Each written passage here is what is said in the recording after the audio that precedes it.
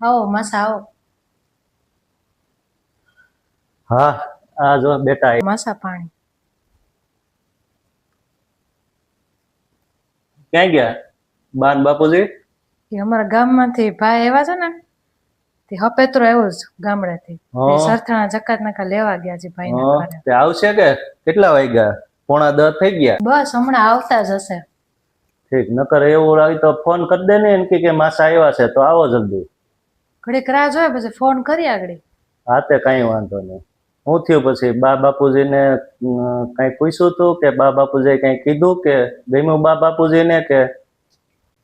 હા, એને તો ગમ્યું પણ મારી ઈચ્છા નથી. શું વાંધો છે? છોકરો સારો છે, 60,000 પગાર છે, તો પછી વાંધો શું છે? હા, એ વાત તો સાચી.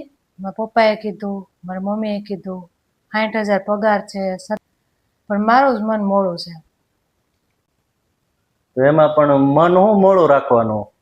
આ કેવું સારું મેં તમને ઠેકાણું ગોતી દીધું છે, છોકરો સારો છે, 60,000 પગાર છે, પછી આવું ઘડીકમાં મળે નહીં, ઘરનું મકાન છે, 4 વ્હીલ છે, માણસો સારા છે, તો પછી એમાં મન શું મોડું રાખવાનું? પછી જો બેટા આપણે પછી છે ને ઉંમર વધતી જાય ને એ પછી સારું નહીં. એ બધી વાત સાચી માસા, કે ઘરનું મકાન છે, છોકરો માણસો સારા છે, 4 વ્હીલ વાળા છે, 60,000 પગાર છે, પણ છોકરો વ્યસની છે, માવાનું વ્યસન છે ને. વ્યસનના કારણે કાલ સવારે કઈ પણ મોટી બીમારી થાય ને તો કોઈ મકાન છે, પગાર છે, માણસો સારા, પછી એને કઈ બટકા તો નહીં ભરાય. તમને તો ખબર જ છે માસા, અટાણે નાની નાની ઉંમરમાં કેન્સરોના બીમારી થાય છે.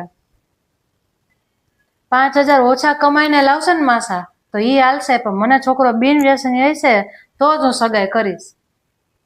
સાચી વાત છે તારી, બિલકુલ સાચી વાત છે. જો આજે તું કહી રહી છો ને, જો આમ ભારતની હરેક દીકરી એમ કહેવા મળે ને કે આજે વ્યસન વાળા છોકરા મારી સગાઈ નથી કરવી, તો ભારતમાં 60 થી 70% બિન વ્યસની છોકરા થઈ જાય. અને આજે જે ભ્રમમાં જીવે છે ને વ્યસન વાળા, એને એમ છે કે આપણે તમાકુને ખાઈએ છીએ, પણ હકીકતમાં તમાકુ અંદરથી એને ખાતી હોય છે. આજે હું પણ ક્યાંક ક્યાંક જોઉં છું, નાના નાના છોકરાઓ હજી ભણવાના દિવસો હોય, હાથમાં સિગરેટો, માવા, આ તો જ્યાં સુધી એને ખોરાક ચાલે છે ત્યાં લગી એને શક્તિ હશે શરીરમાં. પછી મારી જવડા થાય 50 વર્ષના, 60 વર્ષના, પછી એની પાચન શક્તિ ઓછી થાય, પછી ત્યારે એનું ભાન આવશે. એ ભ્રમમાં જીવે છે ને, એ ભ્રમમાંથી બહાર આવશે. હકીકતમાં આજે ભારત નહીં પણ પૂરા વિશ્વમાં વ્યસન કોઈનો બાપ છીનવી લેશે તો કોઈનો દીકરો, અરે કોઈનો ભાઈ છીનવી લેશે તો કોઈનો ચૂડી ચાંદલો. જોઉં છું આજની યુવા પેઢી વ્યસનના રવાડે સડી સડીને હાથમાં સિગરેટો, હાથમાં માવા. ઘણા આજના યુવાનોને એવું થાય છે કે અમે સિગરેટો ફૂંકીએ છીએ તો અમારું સ્ટેટસ છે. પણ ભાઈ, એ તમારું સાચું સ્ટેટસ નથી. તમે વ્યસન કરવો, એમાં પૈસા વેડફો છો ને, એ બચાવેલા પૈસા તમારા ભણતરમાં વાપરો, તમારા સમાજમાં વાપરો, કોઈ સારા કાર્યમાં વાપરો. સાહેબ, સાચું સ્ટેટસ એને કહેવાય. જે આજે તે મને વાત કરી, વ્યસન બાબતથી વાત કરી છે ને, આજે વાત મારા પૂરેપૂરા મનમાં બેઠી ગઈ છે. હકીકતમાં સાચક, જો તારી માસીએ બજરનું વ્યસન ન કર્યું હોત ને, તો તારી માસી મારી બાજુમાં બેઠી હોત આજે. એ મને આજે સમજાણું કે એને 4થા સ્ટેજનું કેન્સર હતું,